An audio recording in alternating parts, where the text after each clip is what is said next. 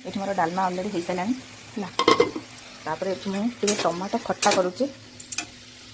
छुई आलू काटिक रखी उस्त सोरिष मसला देकी भाजी आमर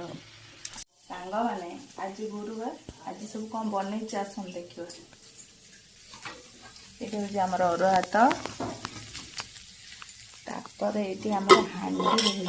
डालमा माछ हांडी आज डालमा कर मुग डालमा तापर ये हूँ आमर छुई आलू पोस्त दिखाई मसला भजा है संगरे टमाटो खट्टा है ये शाग कखारू पड़ी नड़िया गोरा टे भल होता टाइम है नड़िया कर पारे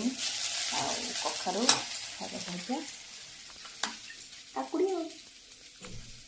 तो सांग मैंने मुग डालमा मोर बहुत पसंद तादे खाली नड़िया कोरा पड़ी था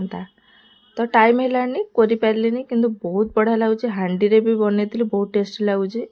तो रही सांग मैंने वीडियो भल लगे लाइक करेंगे आज एतिकी जय जगन्नाथ।